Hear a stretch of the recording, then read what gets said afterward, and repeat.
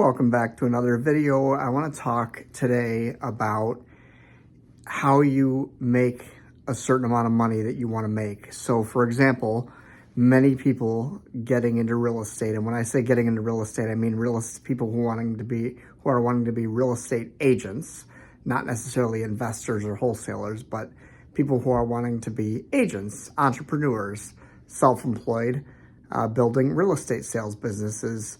The most frequent goal, if you look at all the real estate agents in the universe who are when they're brand new, if you say, how much money do you want to make?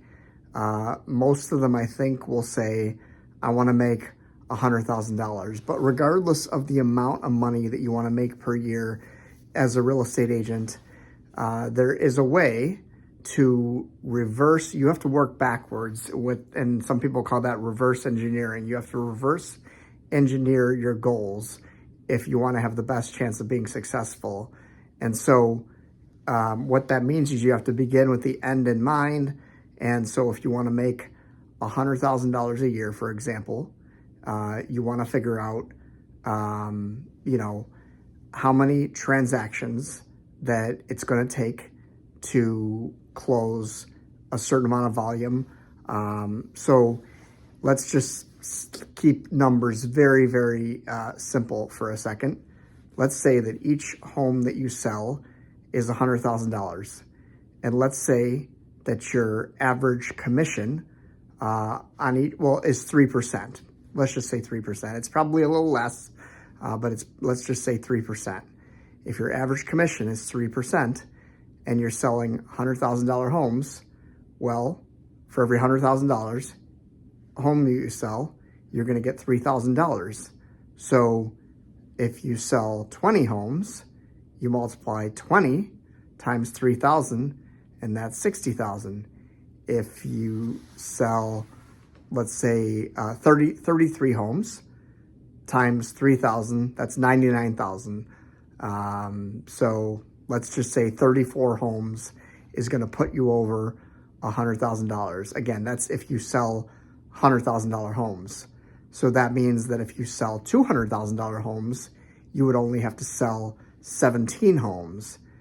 And so that's how it works.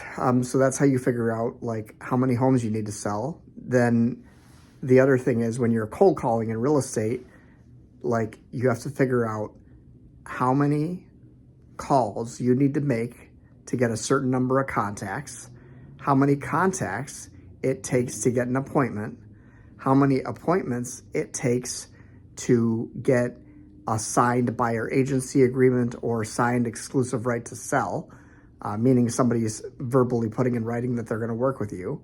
And then how many of those turn into deals under contract, meaning somebody made an offer, a buyer that you're representing made an offer on a home, the offer got accepted, so the deal's under contract and it's pending various contingencies, and then it'll close. And same thing, how many listing agreements you signed, so you have a bunch of sellers that you're working with, and what percentage of those sellers that agreed to list their home with you get their home sold, meaning under contract, pending, and then how many of those pending deals close. And that's how you reverse engineer your goals. So if you figure out, hey, I need to talk to, let's say 300 people in order for me to get a closing, then, and you know that you have to dial, let's say you connect with 10% of the people that you dial. So if you have to talk to 300 people, that means you have to make 3,000 dials.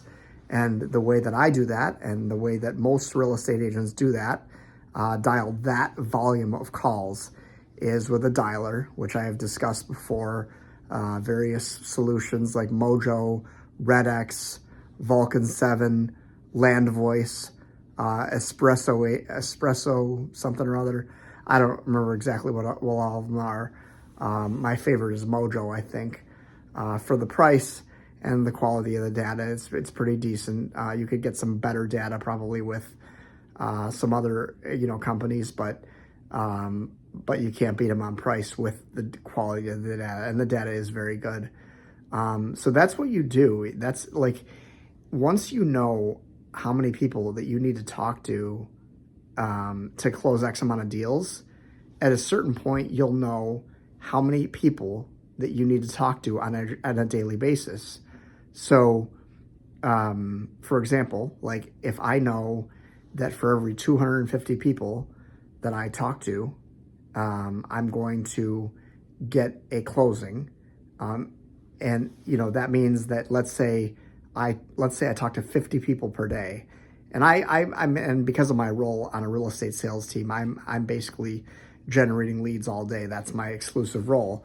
But this video is pertaining to people who are not doing necessarily what I'm doing. Some of them are, but a lot of you guys are actually full-time agents doing all the things. You're making the calls, but you're also closing the deals, going on appointments, things like that. I'm not going on appointments. So I'm telling you this from a standpoint of being an ISA or inside sales associate. So if I talk to 50 people a day, Monday through Friday, that's 250 people I've spoken with. And if I know that for every, on average, 250 people I talk to, I'm going to close one deal, that means that if I do that for, let's say, 50 weeks out of the year, that means that over the life of my career, at some point in the near, and also some of the deals are going to close in the distant future, I'm going to close 50 deals from that. And let's say that if my average price point is $100,000, it's way more than that. But if it was $100,000, then for each of those $100,000 deals, if I was an agent closing the deals, I would get $3,000 from that. And that's $150,000. Obviously, usually with a real estate brokerage, you got to pay a cap or a split or whatever. So, some of that money is going to be taken by that. Then you got to factor in, you're self-employed, so you're going to pay taxes. And without any write-offs, your taxes are actually going to be more when you're self-employed than they are when you're a W-2 employee working for another company. But if you make $150,000, chances are that even after taxes, you'll probably end up with about 100, at least, I would think. Let's just call it 100. And that's kind of how that works. So I hope that makes a little bit of sense. I probably didn't explain that the best, but if I know I need to talk to 250 people to close a deal, that means for every 250 people, I'm going to close a deal. And that means if I talk to 250 people in a week, and I do that for 50 weeks out of the year, that's 50 deals that are at some point going to close. It doesn't mean they're going to close that same year that I'm making those calls. It doesn't even mean that they're going to close the next year. They could close the year after that or the year after that. But the point is, these results compound. So the more that you do your lead generation if you're a full-time agent, you should be doing it 3 to 4 hours a day at the very least. And when you're first starting out, a lot of times you have all the time in the world on your hands because you're full-time, you jumped all in, you might have quit your job or whatever. And so now you're a full-time real estate agent. So all you have to do is generate leads and attend some trainings here and there to figure out kind of how to close deals, how to write contracts, things like that. But, you can spend all day generating leads. And then when you're not generating leads and you have an appointment, you can go on that appointment. And so that's kind of what it is. Hang on. So bottom line is, like, today is Friday, right? So let's just say I work Monday through Friday, and with my job I do, but some agents work 7 days a week, and that's just crazy. But you do what you have to do to make your business work. So if I call Monday through Friday, so today is Friday, if I rest up this weekend, on Monday I'm going to write out my goals for the week, and it's going to be to talk to 250 people in the week, which means 50 people a day, which means if I have a 10% pickup rate, that means I have to make 2,500 dials to talk to 250 people, and then I'll close those deals. And so that's how you do the math. But it also, so number one, that math helps you figure out how much money you're going to make, and it gives you a more secure sense that you're going to make that money. But it also allows you to know on a daily basis what you need to do. And if you're not doing those things on a daily basis, then you know exactly why you didn't hit your goal. So that's what I wanted to talk about, because some people, you just get told, okay, just go out and sell real estate. Find people who want to buy or sell. Well, yes, you absolutely want to do that, and you don't have to overthink it. But if you're truly trying to build a business and make a living at this and not have to go back to a regular job, the best way to do this is to have a strategic approach. And the way that you do that is you have to track your numbers. You have to know how many dials you need to make to talk to a certain number of people, and how many people you need to talk to set a number of appointments, like I mentioned before. So I hope that helps. If you guys have any questions, please leave them in the comments.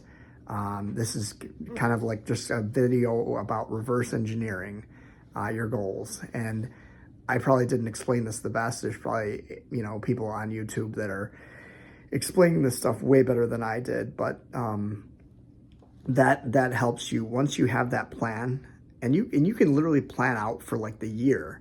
And that way, every single day, you know how many people you need to talk to.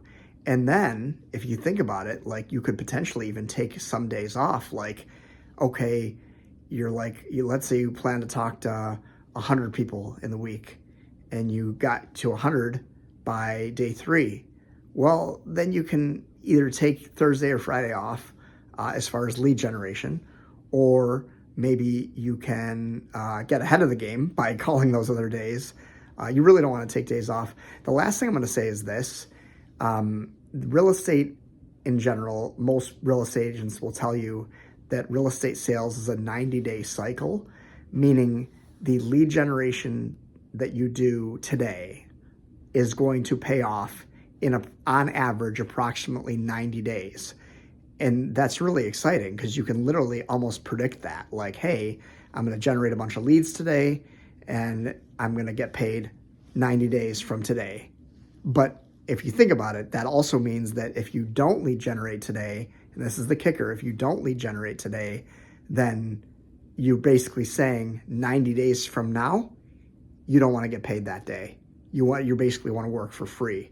And if you take enough days off of lead generation, you are going to have days and days and weeks, and the weeks are going to turn to months, and sometimes the months are going to turn into years where you have not closed any deals because you took X amount of days off, and those days compounded.